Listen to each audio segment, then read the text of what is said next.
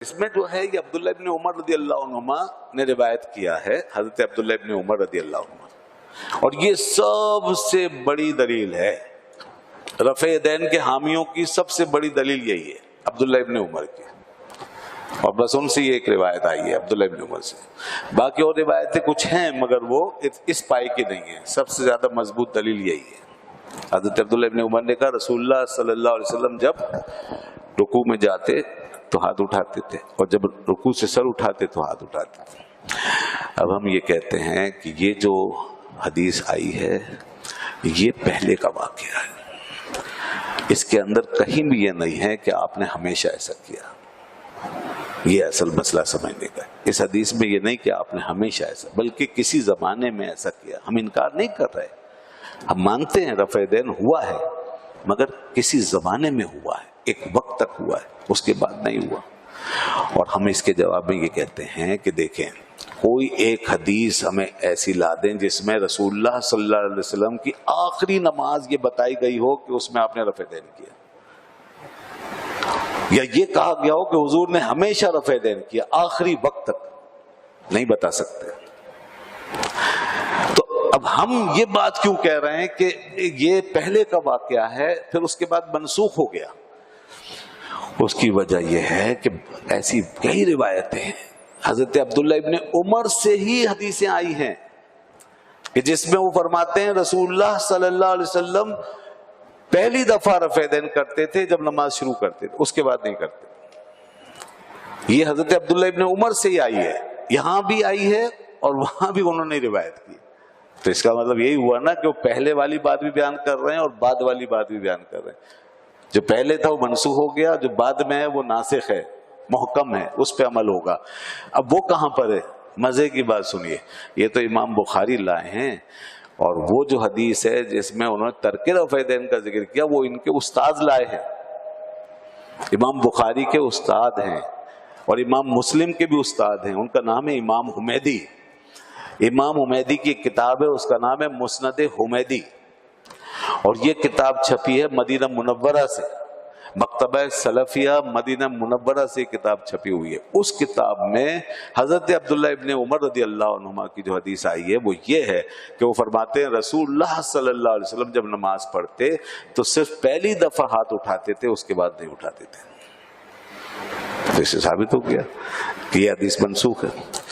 اور پھر دیکھیے ایک بہت بڑا اصول ہے حدیثوں کو سمجھنے کا، اور وہ یہ کہ جب کوئی راوی خود اپنی روایت پہ عمل کرنا چھوڑ دے تو اس کا مطلب ہے وہ حدیث منسوخ ہو گئی، یا وہ حدیث غلط طور پہ روایت ہوئی ہے، غلط منسوب ہوئی ہے ان صحابی سے، یا تو منسوب غلط ہوئی ہے یا منسوخ ہے۔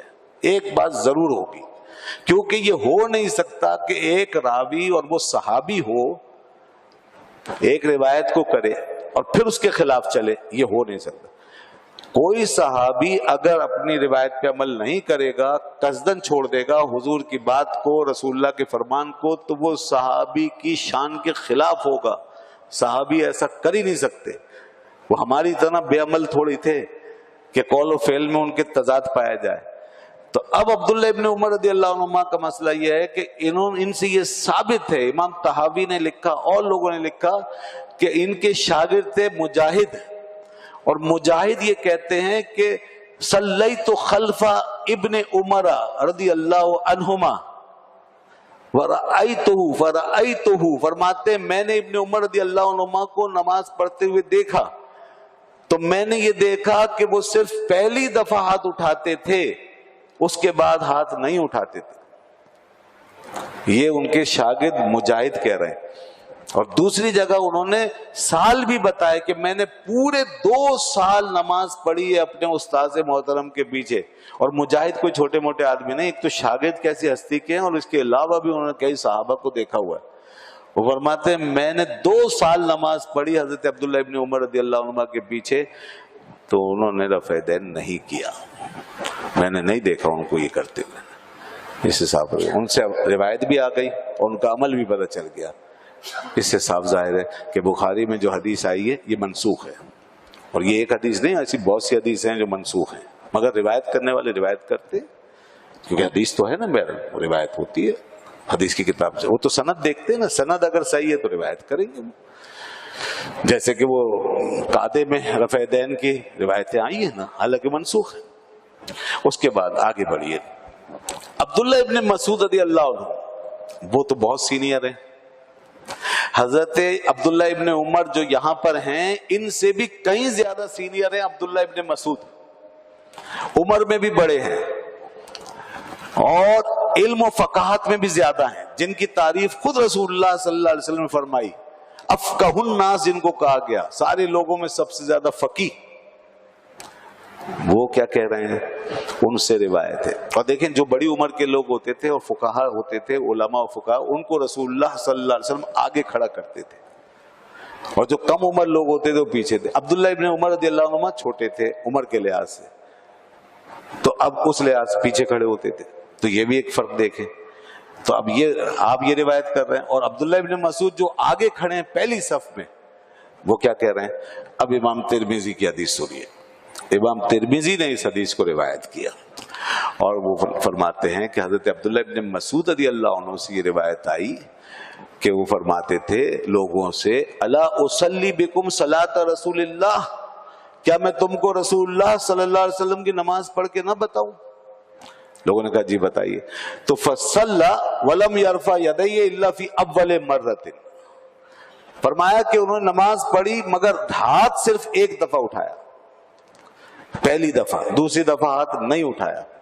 یہ انہوں نے باقاعدہ یہ بات کہہ کر کے میں رسول اللہ کی نماز پڑھ کے بتا رہا ہوں، اس میں اس طرح کیا. تو اس کا مطلب یہ ہوا کہ رسول اللہ صلی اللہ علیہ وسلم رفع دین نہیں کرتے تھے، یعنی بعد میں رفع دین ترک کر دیا تھا. اور یہ بات بھی عبداللہ ابن مسعود سے ثابت ہے کہ حضور نے پہلے رفع دین کیا، بعد میں ترک کر دیا. تو اسی لیے پھر وہ یہ کہہ رہے ہیں لوگوں سے کہ میں اب تمہیں وہ نماز پڑھ کے بتاتا ہوں جو ہمیں پڑھنی ہے. تو وہ اس طرح تھی. اب امام ترمذی کیا فرماتے ہیں؟ امام ترمذی فرماتے ہیں حدیث عبداللہ ابن مسعود حسن، حدیث حسن. یہ جو عبداللہ ابن مسعود کی حدیث ہے یہ بڑی اچھی حدیث ہے. حسن کہتے ہیں جس کی روایت جاندار ہو، صحیح مستند راوی ہیں، کوئی اعتراض نہیں ہے جس میں. حدیث حسن، اس کے راوی مضبوط ہیں. اور پھر آگے یہ بھی فرماتے ہیں وَبِهِ يَقُولُ غَيْرُ وَاحِدٍ مِّنَ الْعُلَمَاءِ مِنْ أَصْحَابِ النَّبِيِّ وَالتَّابِعِينَ صلی اللہ علیہ وسلم. فرماتے ہیں کہ اور بہت سارے لوگ، متعدد لوگ ہیں جو اسی حدیث کے مطابق فرماتے رہے نبی پاک صلی اللہ علیہ وسلم کے صحابہ سے اور تابعین سے. یعنی کہ وہ یہ فرما رہے ہیں اس حدیث پہ باقاعدہ عمل ہوتا رہا ہے. یہ عبداللہ ابن مسعود فرما رہے ہیں اس حدیث کو جس میں ترک رفع دین. اور یہ جو انہوں نے فرمایا نا کہ کئی اصحاب اس پہ عمل کرتے رہے، تو اس سلسلے میں آپ کی خدمت میں عرض کرتا ہوں. آپ طحاوی شریف جو حدیث کی بہت بڑی کتاب ہے اور جس میں بڑی مستند حدیث ہے، انہوں نے امام طحاوی نے روایت فرمائی ہے. آپ اٹھا کے دیکھیں، انہوں نے سارے حوالے جمع کیے اور فرمایا حضرت عبداللہ ابن عباس رضی اللہ عنہما سے روایت ہے. کون؟ حضور کے چچا زاد بھائی حضرت عبداللہ ابن عباس رضی اللہ عنہ فرماتے عشرہ مبشرہ میں سے کوئی رفع دین نہیں کرتا تھا. عشرہ مبشرہ سے کوئی رفع دین نہیں کرتا. حضرت علی رضی اللہ عنہ سے روایت ہے رفع دین نہیں کرتے تھے. حضرت عمر رضی اللہ عنہ سے روایت ہے رفع دین نہیں کرتے تھے. حضرت اسود فرماتے ہیں، اس کو بھی امام طحاوی اور دیگر محدثین نے نقل فرمایا، حضرت اسود فرماتے ہیں رأیت عمر بن الخطاب رضی اللہ عنہ، میں نے عمر بن خطاب کو دیکھا، وہ رفع دین نہیں کر رہے تھے، وہ رفع دین نہیں کر رہے. یہ اصحاب بڑے بڑے لوگ، ان سب سے یہ آ رہا ہے کہ وہ رفع دین نہیں کرتے تھے، اور یہ سب بڑے بڑے لوگ ہی روایت کر رہے ہیں. تو حضرت عبداللہ ابن مسعود کی یہ حدیث یہاں پر ہمارے سامنے موجود ہے. اسی طرح امام مسلم ایک حدیث، یہ تو ترمذی کی حدیث تھی جو میں نے ابھی پیش کی، اب مسلم شریف کی حدیث. امام مسلم رحمۃ اللہ علیہ ایک حدیث لے کر آئے رفع دین کے تعلق سے. فرماتے ہیں حضرت جابر بن سمورہ رضی اللہ عنہ اس کے راوی ہیں، وہ فرماتے ہیں خرج علینا رسول اللہ صلی اللہ علیہ وسلم یوما، رسول اللہ صلی اللہ علیہ وسلم ایک دن ہمارے پاس تشریف لائے تو آپ نے دیکھا کہ لوگ رفع دین کر رہے تھے. تو آپ نے ارشاد فرمایا، دیکھیے اس حدیث سے صاف پتہ چلے گا کہ یہ عمل منسوخ ہو گیا. آپ نے فرمایا ما لی اراکم رافعی ایدیکم کاذناب خیل شمس، یہ میں کیا دیکھ رہا ہوں کہ تم لوگ سرکش گھوڑوں کی دموں کی طرح ہاتھ ہلاتے ہو.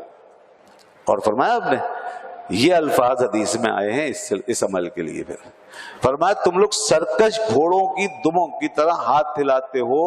اس کے بعد آپ نے حکم فرمایا اسکنوا فی الصلاۃ، نماز میں سکون اختیار کرو، یعنی یہ عمل نہ کرو، نماز میں سکون اختیار کرو.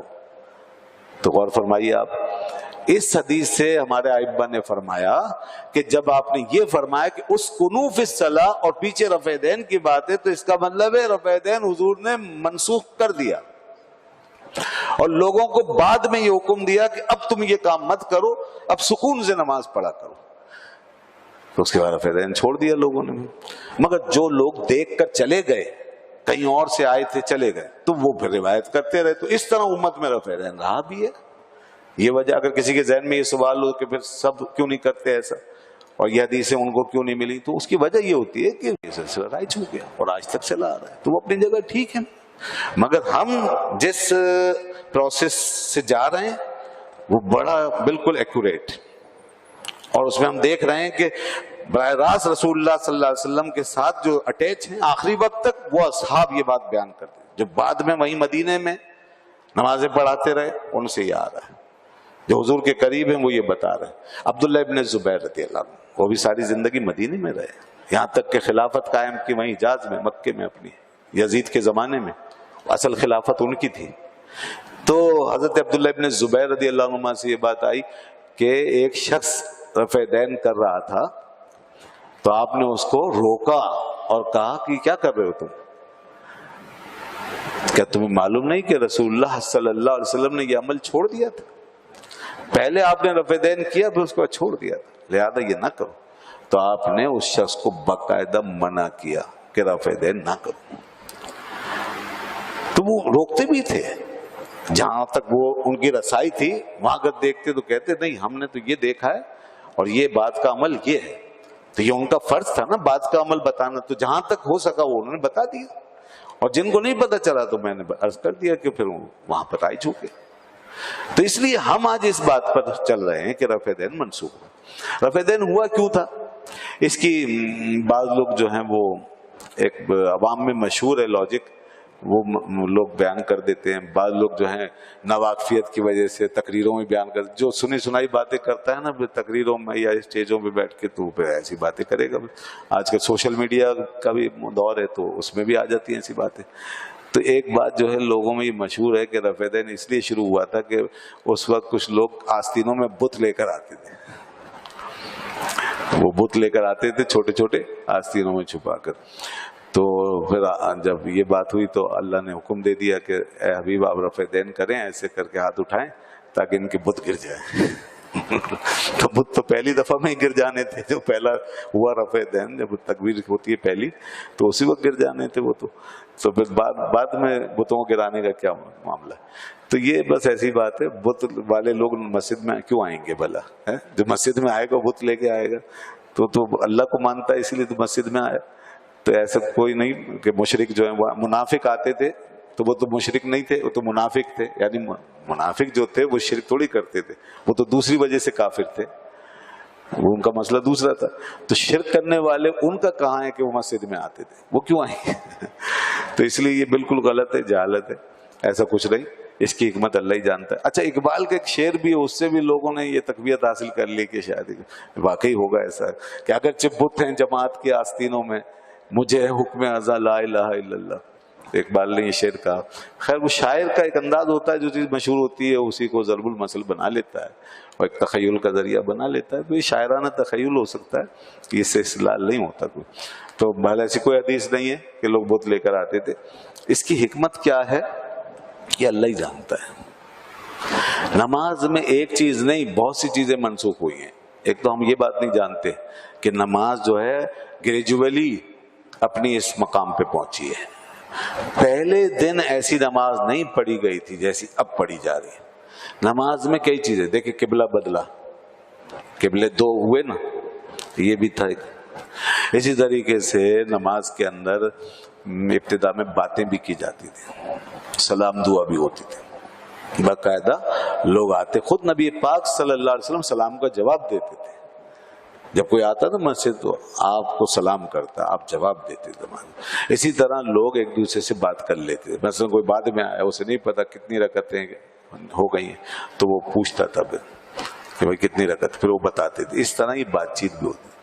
اتحیات بھی جو ہے وہ ذرا کچھ اور ڈھنگ سے لوگ پڑھنے لگے تھے، تو وہ اس میں جیسے السلام علیکم ایھا النبی جہاں تھا وہاں پہ پہلے اپنے فلاں فلاں کو بھی سلام کرتے تھے لوگ، السلام علیکم فلاں، السلام علی فلاں، السلام علی جبریل، السلام علی میکائیل، فرشتوں کو بھی سلام بھیجتے تھے، یہاں تک کہ اللہ تعالیٰ کو بھی سلام بھیجتے تھے، السلام علی اللہ، اللہ پہ سلام۔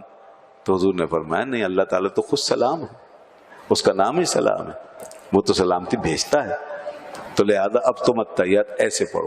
یہ ساری چیزیں جو ہیں چھٹتی چلی گئیں، منسوخ ہوتی چلی گئیں۔ کئی چیزیں تھی ایسی رفع دین بھی تھا، یہ بھی ایک عمل تھا، پھر یہ بھی منسوخ ہو گیا۔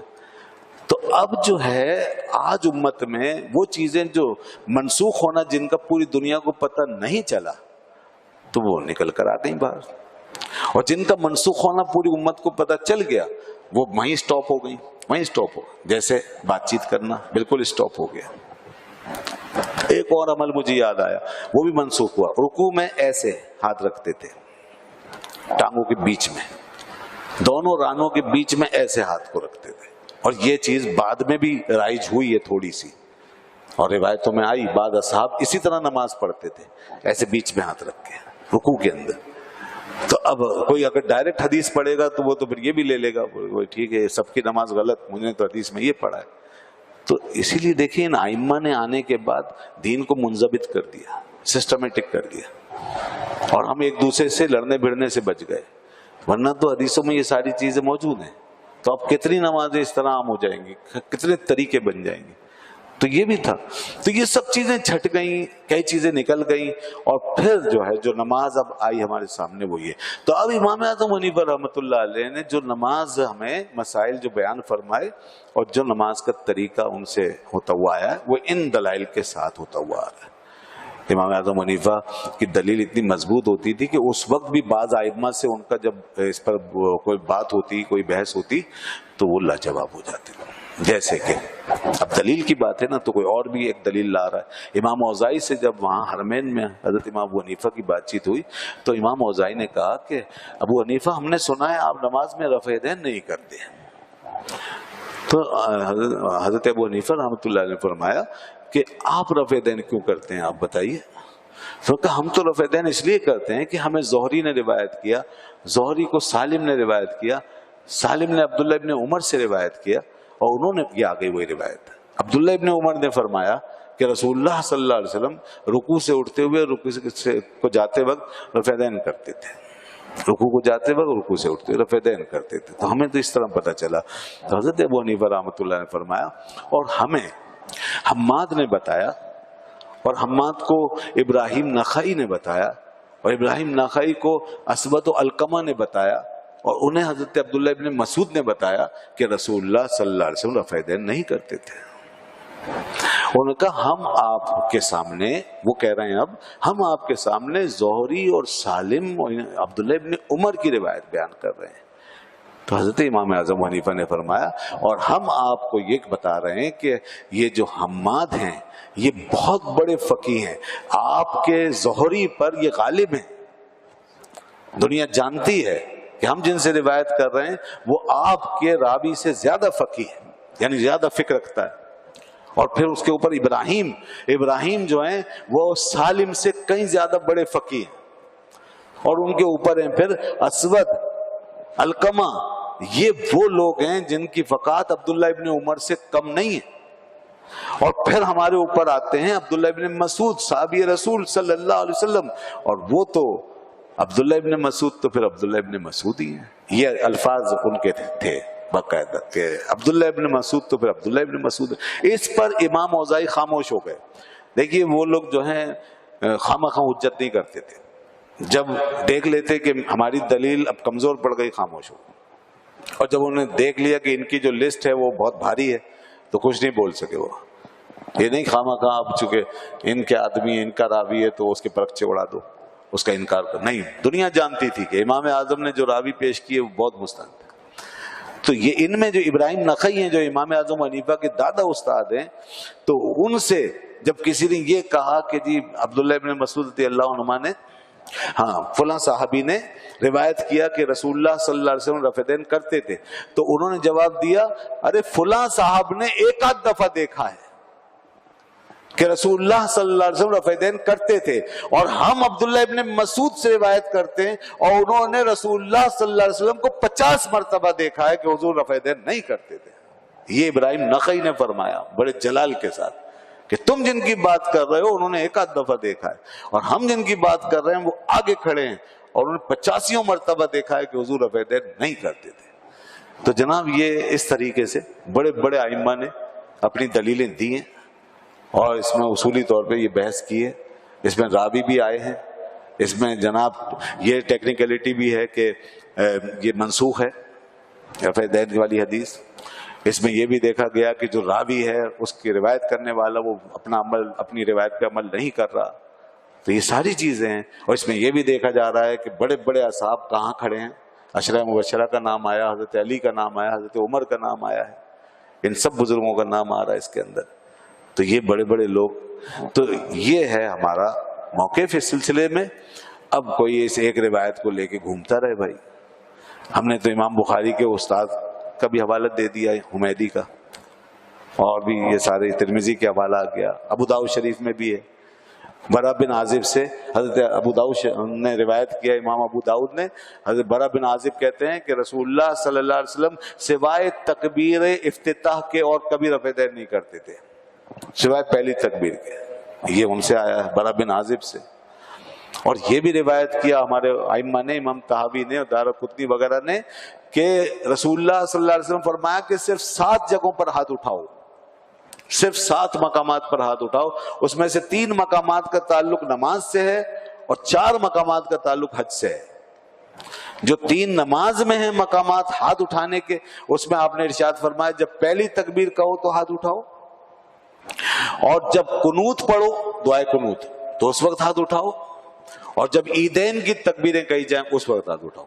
ایسا ہی ہوتا ہے نا, یہ اس حدیث کے مطابق ہے. اور باقی 4 مقامات وہاں پر ہیں, جیسے آپ حجر اسود کو دیکھتے ہیں اس وقت ہاتھ اٹھاتے ہیں, وہ ہے. صفا مروہ پہ ہاتھ اٹھاتے ہیں آپ, عرفات میں اٹھائے جائیں گے ہاتھ, اور جب رمی جمرات ہوتی اس وقت ہاتھ اٹھائیں. یہ 4 مقامات وہاں کے لیے. تو یہ تو باقاعدہ گن کے بتا دیا اللہ کے رسول صلی اللہ علیہ وسلم نے کہ ان مقامات پہ ہاتھ اٹھانا ہے, باقی نہیں. اب بس آخری بات کرتا ہوں, جو کہ اب ایک یعنی کہ آپ لاجک کے ذریعے سے اگر سمجھیں اس کو, قیاس کے ذریعے سے, تو دیکھیے ذرا, تکبیر کے ساتھ ہاتھ اٹھائے جاتے ہیں, تکبیر کے ساتھ اللہ اکبر یہ کہا آپ نے, ٹھیک ہے جی.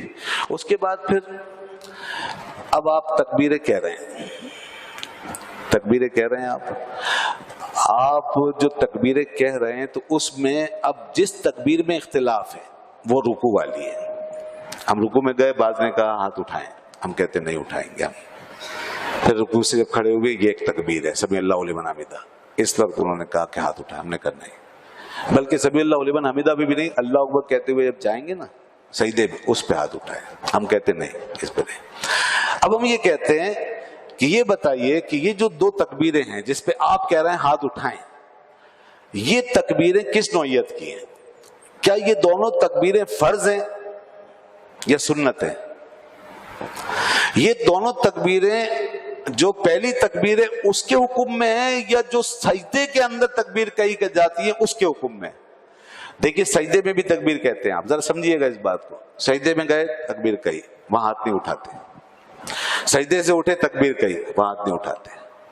ان تکبیروں میں جو سجدے کے ساتھ ہاتھ نہیں اٹھاتے, اور آپ بھی کہتے ہیں ہم بھی کہتے ہیں, دونوں یہی کہتے ہیں ان تکبیروں میں ہاتھ نہیں اٹھائیں گے. صرف رکوع کی تکبیر میں آپ کہہ رہے, تو ہم یہ پوچھتے ہیں آپ سے کہ رکوع کی تکبیر جو ہے وہ سجدے کی تکبیر کی طرح ہے یا پہلی تکبیر کی طرح ہے؟ یہ ذرا سوچئے آپ. سجدے کی تکبیر کی طرح ہے. وہ کیوں؟ اس لیے کہ سجدے کی تکبیر بھی سنت ہے रुकू की तकबीर भी सुन्नत है, और पहली तकबीर जहां हाथ उठाने पर हम सबका इत्तेफाक है वो फर्ज है, वो फर्ज है। तो अब मसला वाजे हो रहा है कि जो तकबीर फर्ज है उसके साथ तो हाथ उठाए जाएंगे, इसमें आपका भी इत्तेफाक है। इसी तरह सजदे की तकबीर जो कि सुन्नत है उसमें हाथ नहीं उठाए जाएंगे, इसमें भी आपका इत्तेफाक है। तो हम ये कहते हैं भाई कि रुकू की तकबीर को फिर सजदे की तकबीर की तरह मान के उसमें भी यही फैसला करोगे, इसमें भी हाथ नहीं उठाएंगे, इसमें भी हाथ नहीं उठाना चाहिए क्योंकि वो भी सुन्नत है। तो सजदे की तकबीर और रुकू की तकबीर हुक्म में सेम है। हाँ, जो पहली तकबीर है तकबीर तहरीमा, वो चूंकि फर्ज है उसका हुक्म अलग है। तो फर्ज जो तकबीर है उसके साथ तो हाथ उठाया गया है, बाकी तकबीरों के साथ हाथ नहीं उठाया जाता। और ये जो आप वो वाली तकबीर कहते हैं कौन सी, कुनूत की, वो भी फर्ज के करीब है, वो वाजिब है, उसमें भी हाथ उठाते हैं। और जो आप ईदैन की तकबीर में हाथ उठाते हैं वो भी फर्ज के करीब है, वो भी वाजिब है। तो पता ही चला कि जितनी फर्ज व वाजिब यानी जरूरी तकबीरें उनके साथ हाथ उठाया जाता है, और जो तकबीर फर्ज व वाजिब के हुक्म में नहीं है, सुन्नत या मुस्तहब है, उसमें हाथ नहीं उठाया गया नमाज के अंदर। तो ये बिल्कुल इससे वाजे हो रहा है, अकल की रूह से भी, कयास करते हुए भी यही समझ में आता है कि ये रफ़े दैन जो किया जाता है ये नहीं है हमारे नज़दीक, और हमारे नुक्ते नज़र से ये दुरुस्त नहीं है। लिहाजा हमारी नमाज अल्हम्दुलिल्लाह इन दलाइल के मुताबिक है और अकल और क़यास के मुताबिक भी है। अल्लाह ताला इन बातों को समझने की तौफीक अता फरमाए। अभी और भी मसले आएंगे, वो भी इंशाअल्लाह आगे बयान करेंगे। अल्हम्दुलिल्लाह रब्बिल आलमीन।